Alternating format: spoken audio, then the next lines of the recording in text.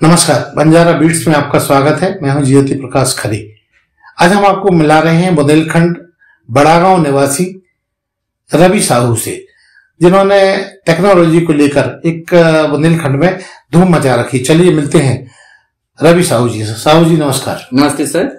साहू जी, जैसा कि हमने उल्लेख किया कि आपने एक अनोखा और अकल्पनीय काम किया है, तो हम चाहेंगे कि आप अपने बारे में संक्षिप्त परिचय देते हुए इस यात्रा का विवरण दें हमारे दर्शकों को। हेलो एवरीवन, देखिए मेरा नाम रवि कुमार है। मैं एक छोटे से गांव मतलब कि जो झांसी की रानी के नाम से प्रसिद्ध है, आप सभी ने सुना होगा, उसी के 15 किलोमीटर दूर एक छोटे से गांव से बिलोंग करता हूं और मैंने इंजीनियरिंग की है।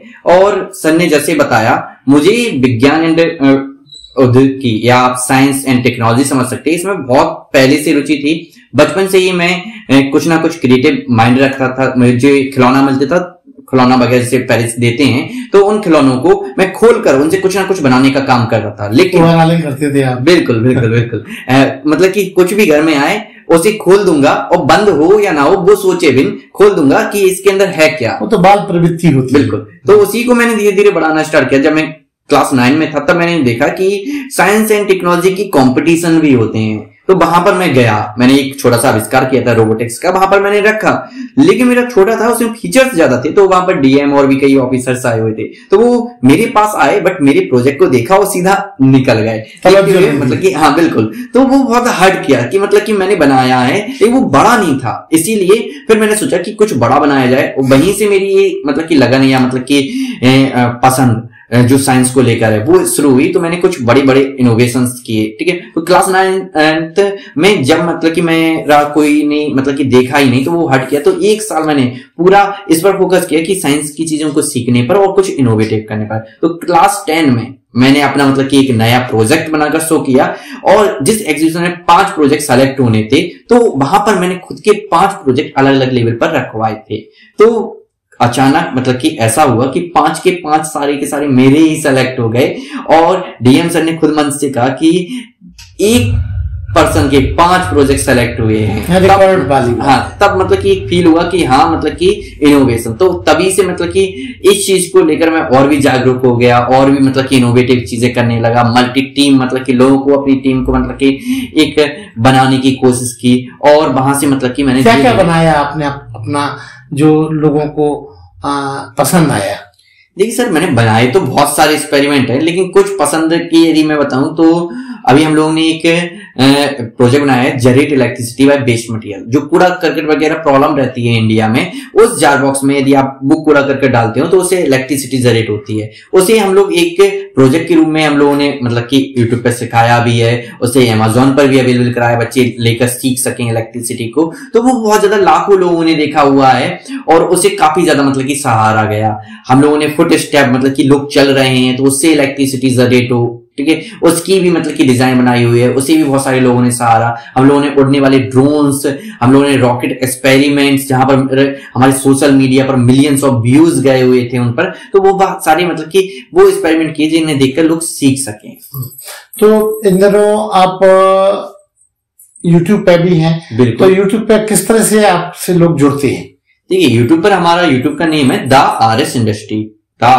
तो वहां पर हम लोग अपना कंटेंट बनाकर डालते हैं कि यदि हमारे पास कोई यूनिक आइडिया आता है, तो वो यूनिक आइडिया कैसे आपको बनाना है, वो पूरा एक कॉन्सेप्ट डालते हैं। और उस कॉन्सेप्ट को जब यूट्यूब पर लोग कोई न्यू आइडिया को देखते हैं, तो वो हमारे आइडिया तक पहुंचते हैं और वहां से हमसे जुड़ते हैं। तो आप जो बनाते हैं वो क्या आर्थिक मुद्दों पर ज्यादा महंगा होता है या सहज अवेलेबल होने की स्थिति रहती है? देखिए, हमारी कोशिश क्या है कि देसी, एक तरीके से देसी, ठीक है।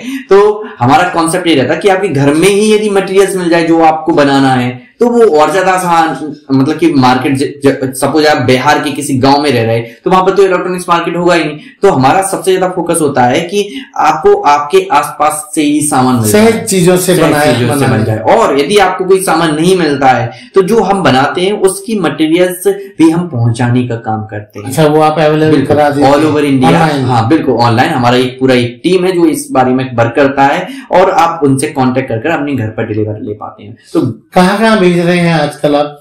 सर इंडिया के हर एक प्रदेश में हम सेल करते हैं, हर एक सिटी में, ऑनलाइन, सब जगह, जहां तक मतलब कि सुविधाएं पहुंचाई जा सकती हैं, उन लोगों को सिखाया जा सकते हैं जो जागरूक है, जो मतलब कि कुछ बनाना चाहते हैं, उन तक हम अपनी चीजें पहुंचाते हैं और वो इनोवेट करते हैं।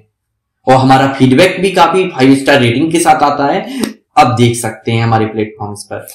आपके यूट्यूब पर बहुत सारे व्यूअर्स हैं, बहुत सारे लोग देखते हैं, तो किस तरीके से आपने ये सब अपना जो सेटअप है बढ़ाया रफ्ता रफ्ता?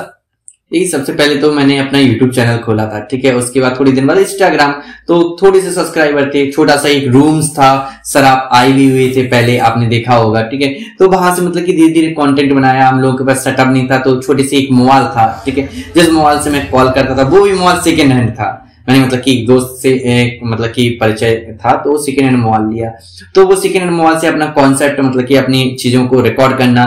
और आपको पता होगा अखिलेश सिंह जी ने, हमारे जो पूर्व मुख्यमंत्री रहे हैं, उन्होंने एक लैपटॉप बांटा हुआ था, ठीक है, तो वो मेरी दीदी को मिला हुआ था। तो जब उन्हें मिला तो मुझे बड़ी खुशी हुई। यादव जी ने, बिल्कुल बड़ी खुशी हुई, क्यों? क्योंकि मेरे पास कोई एडिटिंग का सॉफ्टवेयर तो था नहीं, तो उसी से मैंने अपनी जर्नी मतलब कि अपनी यात्रा स्टार्ट की और एडिटिंग उसी से किया, उसी से फिर वीडियो धीरे धीरे अपलोड किया, तो धीरे धीरे उससे लोगों तक पहुंचा, तो लोगों ने मुझे मतलब कि रिस्पॉन्स देना स्टार्ट किया, यूट्यूब ने भी रिस्पॉन्स देना स्टार्ट किया, तो धीरे धीरे वो बढ़ा, धीरे धीरे अर्निंग स्टार्ट हुई। तो उन अर्निंग से धीरे धीरे मैंने कैमरा खरीदा अपना, फिर धीरे धीरे हमने अपने लैपटॉप्स खरीदे, फिर अपना स्टूडियो बनाया, फिर हमने अपना प्लेटफॉर्म बनाया, फिर हमने मतलब जो कच्चे रूम्स थे उन्हें थोड़ा सा पक्का किया, स्टूडियो, ऑफिस और जाने आने के लिए बिल्कुल गाड़ी वगैरह ली, क्योंकि गाड़ी वगैरह नहीं थी। तो धीरे धीरे ये सब चीजें आने की, और मतलब कि आज जाकर थोड़ा छोटा सिस्टम मैं मानता हूं कि हाँ हम लोग पहुंचे हैं। रवि के इसके अलावा और भी शौक होंगे जो दुनिया जानती नहीं है?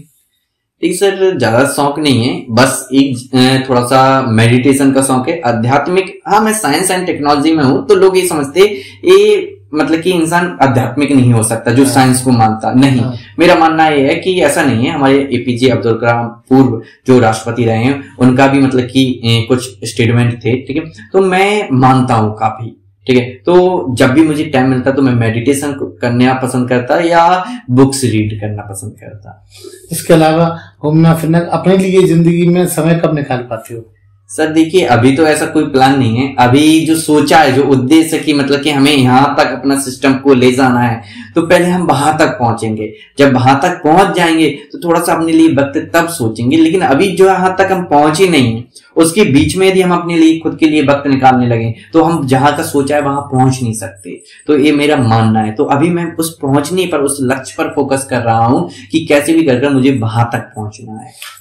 क्या लक्ष्य है आपका, वो भी हमारे दर्शकों के साथ शेयर करें। ऐसा कौन सी आप ऊंचाई पे जाना चाहते हैं, वो भी हमारे दर्शकों को बताएं। ये मैं खुद के लिए नहीं चाहता, क्योंकि जो चीज मैंने फेस की है कि मैं कच्चे रूमों में डिजाइन करता था अपनी चीजें, कोई सपोर्ट नहीं था, लोग देखकर मतलब कि कहते थे कि किस लिए बना रहे। तो मैं चाहता हूं मैं एक ऐसा प्लेटफॉर्म बनाऊं, यदि कोई कुछ इनोवेट करना चाहता है और उसे कोई सपोर्ट नहीं है, तो वहां से उसे सपोर्ट मिले और वो जो चीज बनाए, अब उस चीज को बनाने के बाद उसके पास वो फालतू पड़ी रहती है, मेरे पास भी पड़ी रहती थी, ठीक है, तो उस चीज को एक प्लेटफॉर्म मिले जिससे वो आगे बढ़ सके। मेरा एक पूरा का पूरा एक लक्ष्य है कि कोई इनोवेट करे और उसमें हम हेल्प करें, और वो जो इनोवेशन रहे वो लोगों तक पहुंच सके, उसमें भी हम हेल्प करें। रवि की टीम में अभी कितने लोगों की हिस्सेदारी है और कितने लोगों को आप रोजगार मुहैया करा रहे हैं? सर आज के टाइम पर जो मतलब कि अवेलेबल हैं वो टोटल 11 लोग हैं जो मेरी टीम में हैं, जो लगातार मेरे साथ मतलब कि वर्क करते हैं, और कुछ 4-5 लोग और भी हैं जो मतलब कि ऑनलाइन कुछ पार्ट टाइम हेल्प करते हैं। तो टोटल अभी 11 प्लस 3-4 मतलब कि परमानेंट नहीं है, मतलब कि थोड़ी थोड़ी हेल्प करते हैं वो लोग। इस पूरी यात्रा में आपके साथ मुश्किलें बहुत आई होंगी, लोगों ने आपको हतोत्साहित किया होगा, उसके बारे में बताइए। देखिए सर, मैं मानता हूँ हाँ ऐसी बहुत सारी आई, लेकिन सालों से आती रहती, पहले भी आई हुई हैं, लेकिन आना भी चाहिए, आनी भी चाहिए, बिहार के लिए जरूरी भी है। हाँ, तो वो मुश्किलें मतलब कि मुझे एक मतलब कि एक कदम हमेशा आगे ले जाती हैं, ठीक है, कि ये गलतियां दोबारा नहीं करना है। और मैंने ये देखा कि आपका मुश्किलों पर फोकस जाता ही नहीं है, यदि प्रॉब्लम भी आ रही है। क्यों? क्योंकि मुझे अपनी टेक्नोलॉजी से प्यार है, ऐसा समझ लो, ठीक है, मुझे साइंस एंड टेक्नोलॉजी से प्यार है।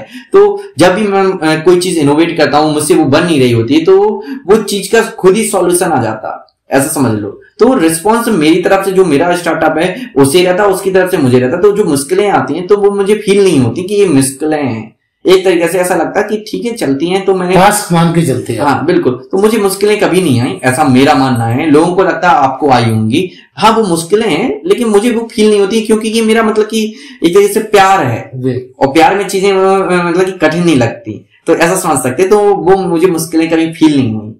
प्यार की बात आई तो क्या आप सचमुच किसी से प्यार करते हैं क्या? नहीं सर, अभी तक तो नहीं। क्यों? क्योंकि जो टेक्नोलॉजी रहती है, जब आपको कुछ करना होता है तो उसी में टाइम निकल जाता है और उसी से प्यार हो जाता है। तो मेरा प्यार ही मेरा स्टार्टअप है, स्टार्टअप ही मेरा प्यार है, ऐसा आप समझ सकते। मतलब किसी को अगर प्यार करना है तो इंतजार करना होगा। हाँ बिल्कुल, पहले तो मुझे मतलब कि जो जिस चीज से अभी प्यार है वो वहां तक पहुंचना है, फिर मैं किसी और को इन्वॉल्व कर सकता। अभी तो मेरी लाइफ में इन्वॉल्व करने के लिए जगह कम है।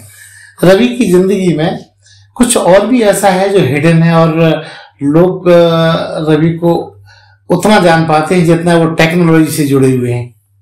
नहीं सर, देखिए जैसे मैंने कहा कि मेरी मेडिटेशन की लाइफ है, ये बहुत ज्यादा हिडन है, लोगों को नहीं पता। लोगों को लगता है कि ये टेक्नोलॉजी में मानता तो ये आध्यात्मिक नहीं हो सकता। और मेरी फैमिली लाइफ, बाकी का मुझे इतना टाइम ही नहीं मिलता, क्योंकि जब हम इनोवेट करते हैं कुछ तो हमें उसे 24 आवर्स देना होता है। तो कई बार मैं अपने खुद के ऑफिस में ही सो जाता, जो मेरा ऑफिस है, जो रिसर्च रूम है, तो वहां पर एक तकिया रहता है, हमेशा तकिया, ठीक है। तो तकिया को लेकर ही मतलब कि ऑफिस में ही सो गया, सुबह उठा फिर काम करने लगा, तो 24 आवर्स वो।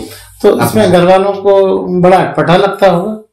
तो पहले मैनेज करते हो? पहले तो सर पूरा अटपटा लगता था, ठीक है, लेकिन जब अर्निंग शुरू हो जाती है, जब सिस्टम शुरू हो जाता है, तो फिर सपोर्ट मिलना भी स्टार्ट हो जाता है। मेरा मतलब है कि आपको काबिलियत या सामर्थ्य जिसे कहते हैं उसे प्रदर्शित करना होता है। यदि आपके पास सामर्थ्य है वो आप लोगों को नहीं बता रहे, तो लोग आपको फालतू ही समझेंगे, वो कहेंगे आपको कुछ नहीं है। लेकिन सामर्थ्य यदि आप प्रदर्शित या उस सामर्थ्य को दिखा पाते हो कि नहीं मैं जो बोल रहा हूँ वो कर सकता हूँ, और एक बार आपने साबित कर सकते हैं, मुझे शब्द नहीं मिल रहा था, साबित कर सकते हैं, तो फिर लोग आपके साथ हो जाते हैं, फिर वो आपका विरोध नहीं आपका सहयोग करते हैं। रवि विशुद्ध बुंदेलखंडी है, बड़ा गांव के रहने वाले। बुंदेलखंड के सिनेरियो में आप अपना किस तरह का योगदान देने की सोचते हैं?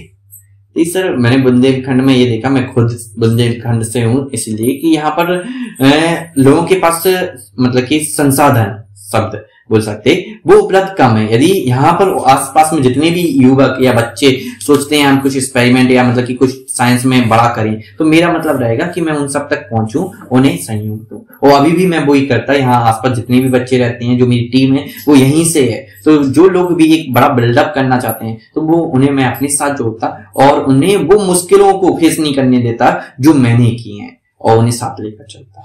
रवि को प्रशासनिक फायदे मिलते हैं, मिल सकते हैं, कभी कोशिश की आपने? क्योंकि आप जो काम कर रहे हैं वो अकल्पनीय और अद्भुत है, तो इस पे क्या आप कहना चाहेंगे कि गवर्नमेंट आपको कोई सपोर्ट करने की स्थिति में होता है? कभी उन तक आपकी बात पहुंची?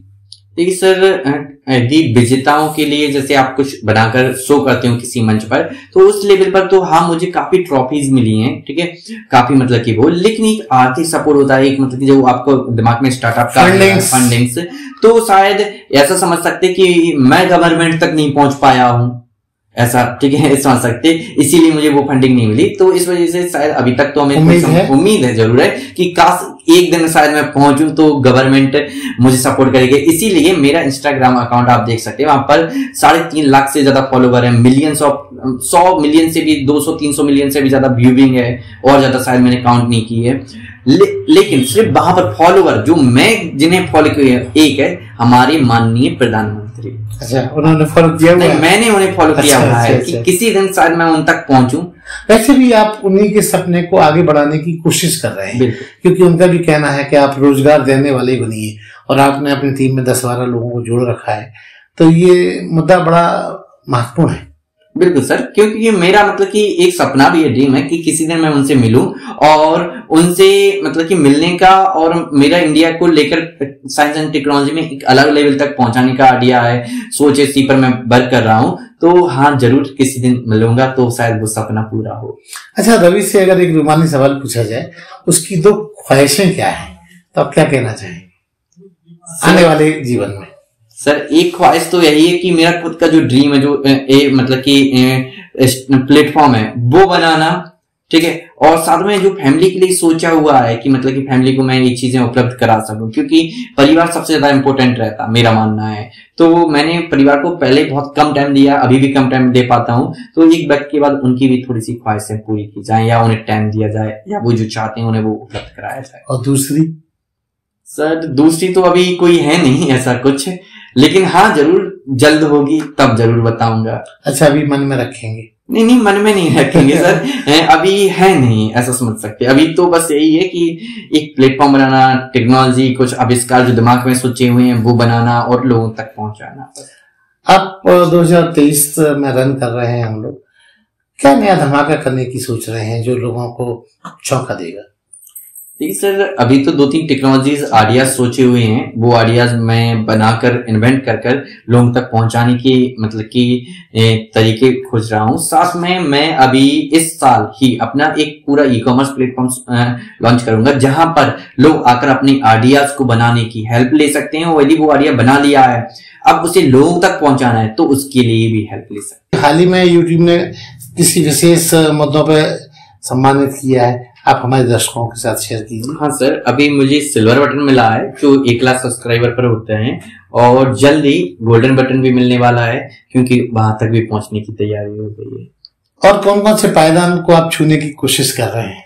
तो सोशल मीडिया पर तो यही है कि अभी मेरा ड्रीम है कि 1 मिलियन मतलब कि मेरे इंस्टाग्राम और यूट्यूब दोनों पर सब्सक्राइबर और फॉलोवर हो जाए, तो उसी के लिए कंटेंट बनाना, मेरी एक टीम है, तो कंटेंट बनाना और एक्सपेरिमेंट करना वो हम लोग करते रहते हैं। जो एक्सपेरिमेंट किए वो कंटेंट के रूप में अपलोड करना। तो रवि भाई, बंजारा बीट्स एक ऐसा प्लेटफॉर्म है, एक न्यू कॉन्सेप्ट मीडिया है, इसमें हम लोग न्यूज वगैरह नहीं चलाते, होनहार और आप जैसे प्रतिभावान लोगों को इसमें समाहित करते हैं। हम चाहेंगे कि आप अपनी तरफ से नई पीढ़ी के लिए, चूंकि आप नई पीढ़ी को का प्रतिनिधित्व करते हैं, तो उसको एक छोटा सा संदेश दीजिए। एक संदेश देने के लिए मेरे पास तो ऐसा कुछ नहीं है एक्सपीरियंस, क्योंकि मैं खुद मानता कि मैं अभी स्ट्रगल कर रहा हूँ, तो शायद नहीं, बट मैं यही कहूंगा, मैंने जो स्ट्रगल में फील किया है कि यदि कुछ सोचा है कि कुछ इनोवेट करना है, या कुछ भी मतलब कि स्टार्टअप का आइडिया है, या कुछ भी आइडिया है, और एक बार करना शुरू किया तो उसे छोड़ो मत। यदि आप छोड़ते हो और यदि कुछ और पकड़ लेते हो, अंजाम तक जाओ, बिल्कुल अंजाम तक जाओ। यदि पेशेंस रखो, इंतजार करो जब तक पहुंच नहीं जाती। यदि आप इसे छोड़कर दूसरी चीज को भी पकड़ते हो तो उसमें भी आप सब्र नहीं कर पाओगे, तो आप तीसरी चीज फिर सब्र नहीं कर पाओगे, तो आपकी जिंदगी निकलती जाएगी, समय निकलता जाएगा, लेकिन आप कहीं पहुंचोगे नहीं। जैसा आप कहते हैं कि पेंडुलम की तरह चलते रहोगे लेकिन कभी कहीं पहुंचोगे नहीं, ठीक है। तो उसी तरीके से आपको यदि कहीं पहुंचना है तो इंतजार करना होगा, पेशेंस रखना होगा, और काम करते रहना होगा, फोकस के साथ अपना 100% देते रहना होगा। तो ये थे रवि साहू बड़ा गांव से, जो अपनी तकनीकी यात्रा को बंजारा बीट्स के साथ शेयर कर रहे थे। इनकी बहुत सारी ख्वाहिशें हैं, कुछ ख्वाहिशें हिडन भी हैं जो ये हमसे शेयर नहीं कर रही थी, लेकिन फिर भी इनके उज्जवल भविष्य की कामना बंजारा बीट्स करता है। बंजारा बीट्स से बात करने के लिए thank you so much sir, thank you. इस चैनल को लाइक और सब्सक्राइब करना ना भूलें। देखते रहिए बंजारा बीट्स।